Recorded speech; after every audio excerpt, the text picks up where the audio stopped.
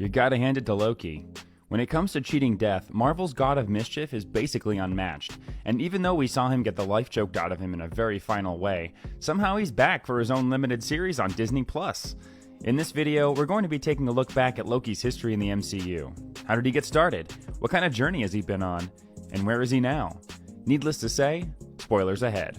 Like many sibling relationships, Loki has a pretty complicated dynamic with his brother Thor.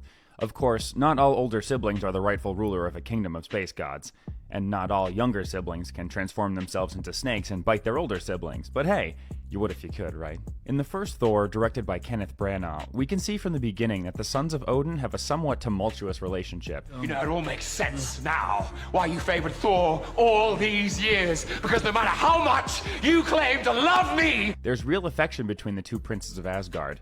But Loki is clearly nursing a quiet bitterness at being the junior partner neglected by Odin in favor of Thor. And let's be honest, Thor is kind of a big lunk. And the thing is, while Thor may be strong, Loki is no slouch when it comes to power. He's got the magic that his mother taught him, including the ability to project multiple versions of himself, plus the shape-shifting, the fighting, the knives.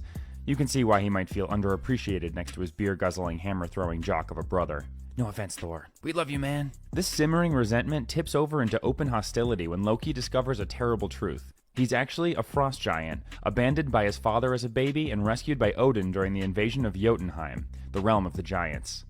It's all the excuse Loki needs to go full black sheep, unleashing the lethal destroyer, betraying Odin and Thor, and generally going from quiet pain in the ass to major threat. And eventually, of course, his plan is foiled and he falls from the shattered Bifrost, disappearing into space. And that's the last we ever see of him.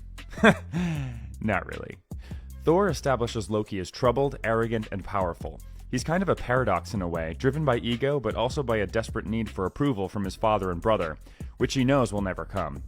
And by the time we see him again in Joss Whedon's The Avengers, this has turned, shall we say, kinda toxic. Okay, so before we start passing judgment, can those of us with siblings really put our hands up and say we've never overreacted to something they've done? Come on, at least once in our lives, our big brother or little sister has said something annoying, so we've made a deal with an alien warlord and invaded their favorite planet with an army of giant flying space monsters. Right? No? Just me then. Anyway, the Avengers. Since the first Thor, Loki has spent some time falling through space, eventually meeting a mysterious alien called the Other. The deal is simple. Loki delivers an Infinity Stone known as the Tesseract, and in return he gets the aforementioned army to invade with as he pleases.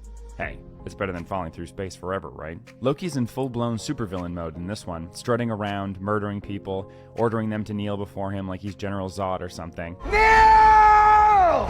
Once again, he and Thor are in direct, violent conflict. And once again, who among us can't relate? It's just like Christmas Day at my house. Anyway, little does Loki know that his antics will bring his brother into conflict with a group of mighty heroes.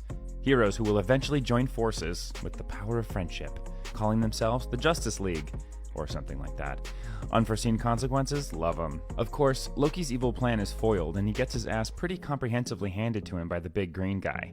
Hey, don't feel bad, Loki. You may have failed to subjugate the Earth, but at least you've been immortalized as the most popular animated GIF of 2012. And with that, the Avengers ends with Thor taking his wayward brother back to Asgard for a stern conversation. And that's the last we ever see of him. Not really. Whatever you've heard about Thor: The Dark World is probably true to an extent, but what it does have going for it is some solid to great Thor and Loki stuff. So, let's maybe cool it on the Dark World hate, huh? to mock. Loki, enough. No more illusions. A year or so after the events of the Avengers, Loki has been imprisoned in Asgard for his crimes. It's fair to say he hasn't been super receptive to his father or brother. Your father. He's not my father! More so to his mother Frigga, as he's always been closer to her. Then am I not your mother? But that all changes when, shock horror klaxon, the Dark Elves invade Asgard and Frigga is tragically killed. Thor, in pretty desperate need of allies, reluctantly decides to free his wayward brother from prison, and so begins some pretty fun mismatched buddy comedy stuff, including one of the MCU's funniest moments. Brother, you look ravishing. Because let's not forget, Thor and Loki are funny when they're allowed to be.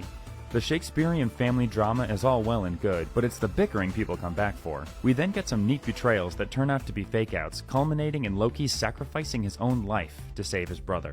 They even get a moment of moving, tearful reconciliation, some resolution to their twisted and complex relationship, real catharsis, a tragic end to their arc. I'll tell Father what you did here today. I didn't do it for him. And with that, Loki is dead. And that's the last we ever see of him. Has this bit stopped being funny yet? Has it gone all the way back around to being funny?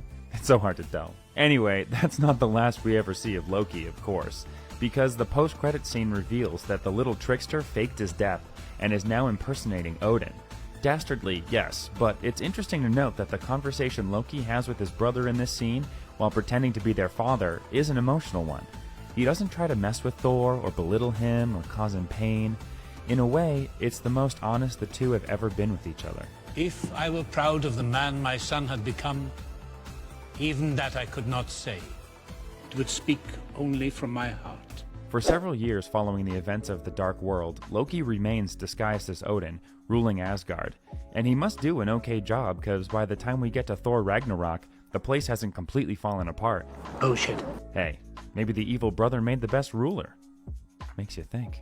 Of course, Thor discovers his brother's treachery, and so begins maybe the most important chapter of their relationship. They lose their father, they discover a long-lost evil sister who takes over Asgard. They end up on a horrible, garbage planet where Thor is made to fight as a gladiator. Loki betrays his brother again.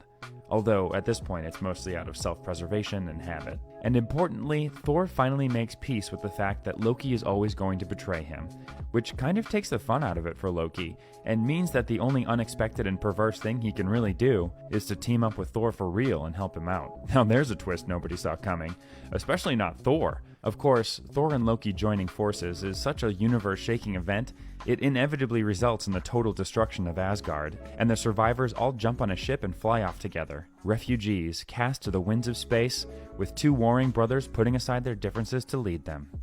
And that's the last we ever... Okay, now then Thanos shows up.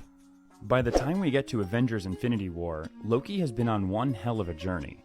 From uneasy ally to enemy, to evil nemesis, back to uneasy ally, then to enemy again, then back to uneasy ally, with a few fake-outs, and even some fake-outs along the way. It's kind of tragic that by the time we reach his actual death, he finally seems to have decided to take a stand alongside his brother and go for genuine redemption. Alright, stop! But hey, maybe it's just his past sins catching up with him. He did kill a lot of people after all. However you want to look at it, Loki gets a brutal but memorable ending at the start of Infinity War, and he's wily to the end, using his pre-existing relationship with Thanos and his reputation for betrayal to his advantage. It's not a bad plan, pretending to switch sides so he can kill the Mad Titan, but of course it doesn't work, and Thor has to watch his brother die. Again. And that's the last we ever see of him. Except it actually is this time. Well, kinda. It's the last we ever see of that Loki. Fast forward 5 years. Thanos has wiped out half the life in the universe. The Avengers are disassembled. Thor spends most of his time drinking and playing Fortnite. And then somebody comes up with a crazy plan to travel back through time, gather the Infinity Stones, make a new glove, and snap everybody back. Rewind to 2012, the Battle of New York, and through a hilarious series of mishaps, future versions of the Avengers accidentally give the past version of the Tesseract to the past version of Loki that the past version of the Avengers had just captured. Got that? Realizing he's just been handed the chance of a lifetime, past Loki takes the opportunity and teleports away. And that's the last we ever see of him. We had to do it one more time. That's the last we ever see of him until June 2021, when the new Loki show drops on Disney+. So, where is Loki now? Well, the version of him who we followed through phases 1, 2, and 3 of the MCU is definitely dead. But this past Loki is now effectively the only Loki, and it seems that the Time Variance Authority are not super jazzed about this temporal discrepancy. How will their conflict manifest itself? And more importantly, how will Loki's characterization be affected?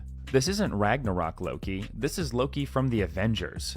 The angry, vengeful, bloodthirsty supervillain. He hasn't had to deal with the deaths of his parents or the reappearance of his crazy long-lost sister. He hasn't bonded, unbonded, then rebonded with his brother. Will this version of Loki learn the same lessons as his past self? Or his past future self? Whatever you want to call him. Will he learn different lessons? Will he maybe learn no lessons at all? Whatever happens, it seems that even after all this history, the God of Mischief has some road still to travel.